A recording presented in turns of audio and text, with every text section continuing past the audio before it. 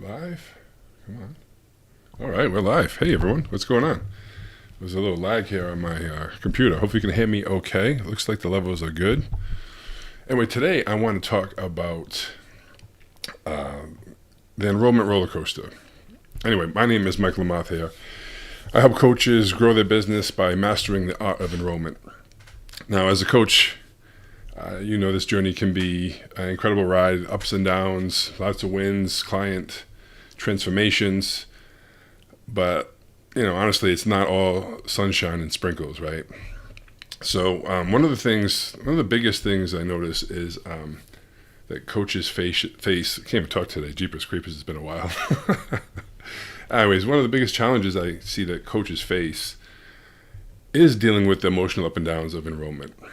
This time of year too, coming into, the holidays, most coaches and businesses just shut down. And anyway, this in the next couple of days, I'm going to do some videos. I'll probably go over how to handle that. But anyway, today I want to talk about kind of the ups and downs, right? And when it comes to having a high ticket program and what kind of shows up, right, on the calls. And depending where you're at, a lot of people have ups and downs, roller coaster. Sometimes they do really good, other times they're crashing. And when they get consistently kind of struggling, they get a lot of the sometimes pre-call jitters. A lot of them have a fear of rejection. It can take a toll on people. So today I want to talk about what does it look like at first, and then I'm going to show you some solutions. But let me switch to my iPad real quick here. See if that works. All right, cool. So the enrollment roller coaster. Let me see some of the challenges I see here. Let me write it with pink here. That'd be cool. Once people get into if they're in a down kind of point, they'll have things that show up on the call, some signs that kind of, from what I hear, oops, Jeepers Creepers, that's not it. All right, draw, there we go. And come on, my Apple Pencil stop working? Jeepers Creepers, let me connect it here.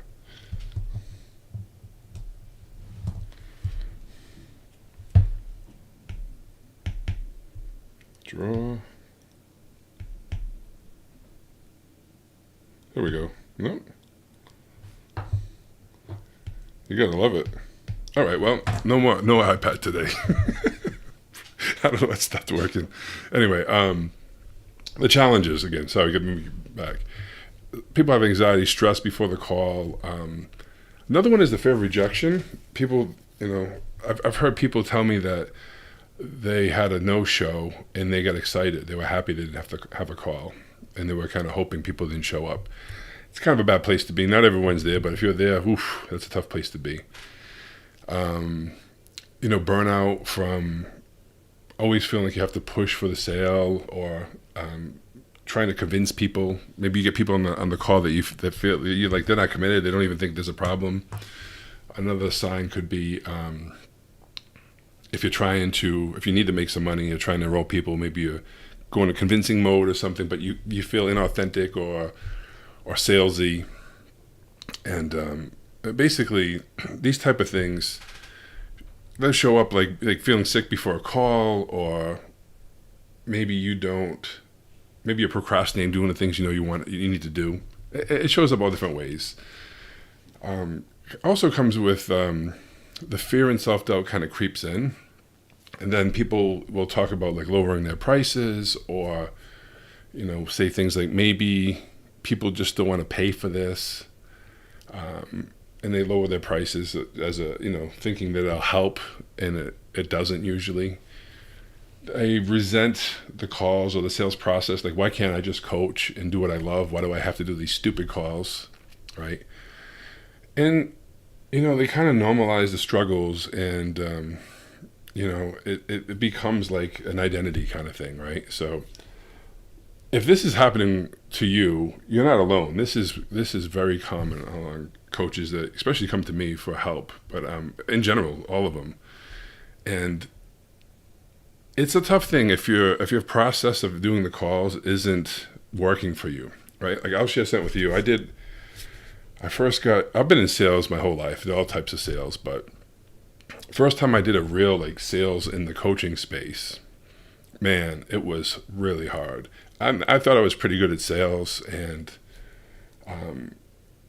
I thought I was, and I just was getting killed on these calls, and I learned what was going on. This is actually how I came up with the way I teach the calls and stuff. But I was on this offer that was, it was like a business coaching offer. It was not their language and their script and everything was so not me, right? Like not how I talk, not how I would communicate at all. So me, and you might find this happening how you're doing your calls now, maybe the script you have, I was like trying to force myself into the mold of that script. And it never felt right. It wasn't me. I would never talk like this, ever. Like, it was so flowery and woo-woo. And if that's you, cool, do you. But that's definitely not me. And I was doing it, and I was reading these books on how, like, the books that they read and to think like they thought. And it actually worked. I started enrolling clients and got deposits. But it was horrible. I was hating everything because it wasn't me. It was like everything the opposite of me.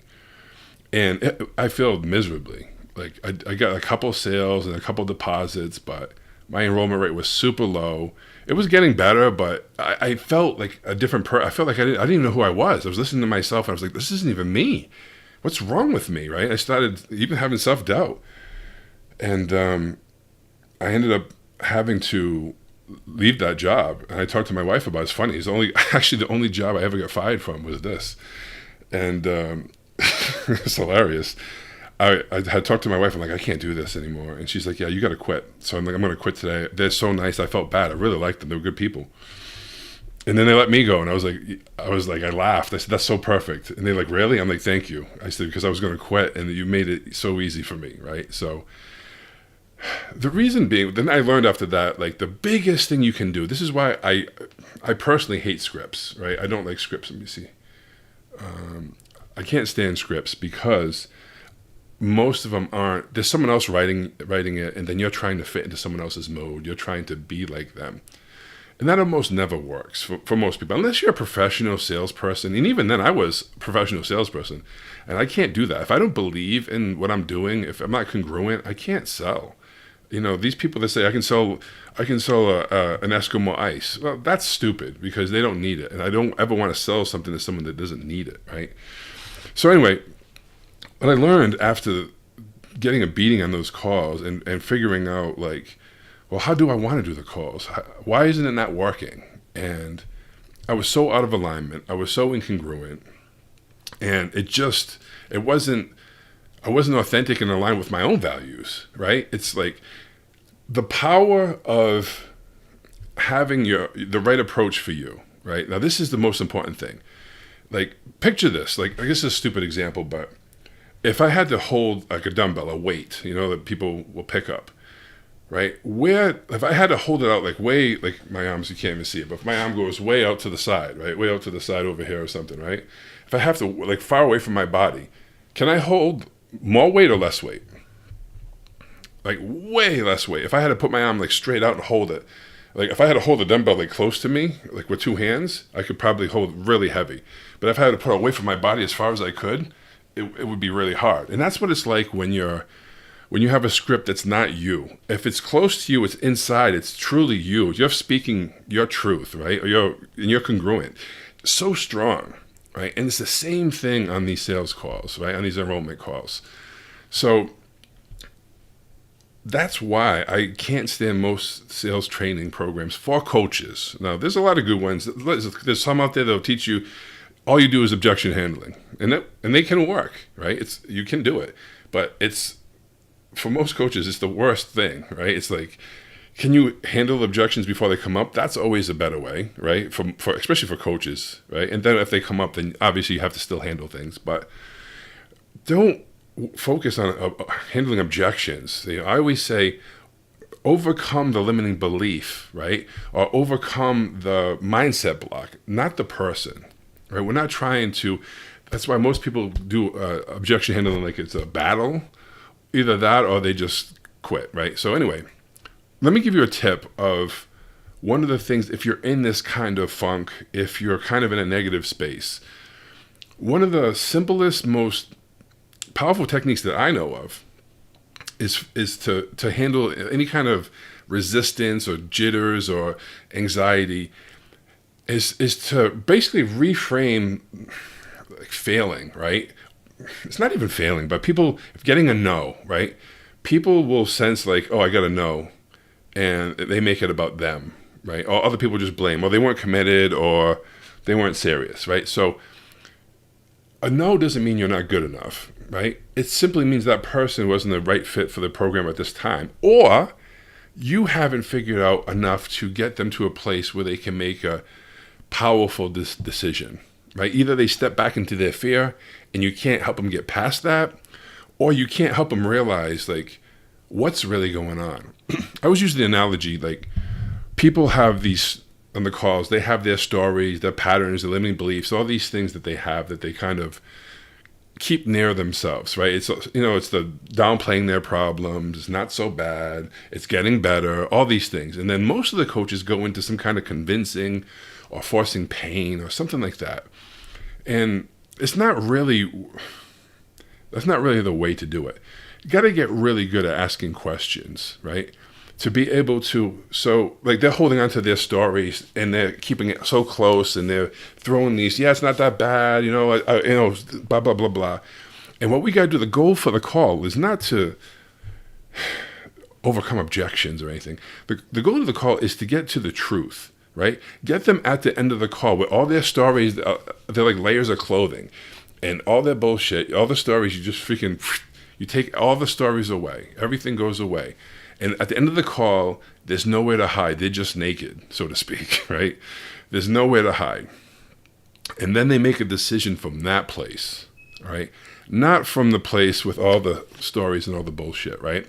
So having reframes, I'd say reframing is probably the most important skill for every person, right? Because it's not what happens to us, it's the meaning we give to things. And reframing is putting a meaning on it that serves us, that moves us in the right direction, closer to our goals, right? So, give you an example, like someone wants to buy something and they say, I don't have the money for that. It doesn't matter if you're a coaching program, if it's like, oh, someone says, oh, I saw the new XYZ, oh, it's great, I can't afford it, right? So instead of saying I can't afford it or I don't have the money for it, right, which is a problem-centric method of thinking. I don't have, I can't, victim, right? It's just another nice way to say victim mode. Now, is it true? Yeah, it's probably true. But a reframe would be like, I got to figure out how to get the money to get that, right? It's the same thing, is it?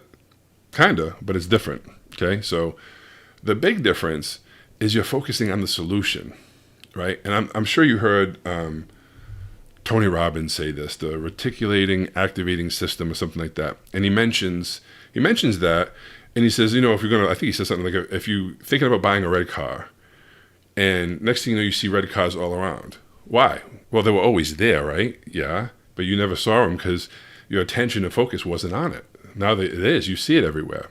Well, take that same analogy, that story, right, and turn it into and apply it to, I don't have the money, or I can't do this, or well, if you're focusing on problems, guess what you find more of? Problems, right? That's why we want to focus on the solution. If we're focusing on solutions, we find more solutions. Very simple reframe that you can start doing right now, right? So reframing a no doesn't mean that they weren't a right fit at this time or this other bullshit. People say, okay, every no brings me closer to a yes because I have to talk to X amount of people to do this. Whatever works for you, right? It's like if you can reframe it, then the fear of rejection loses its power. Now, I know you might be thinking, oh, that's easier said than done. But I want to help you make this shift and start feeling confident in your enrollment conversations. So I created 5 mindset shifts for confident enrollment calls. Okay, it's a guide with some action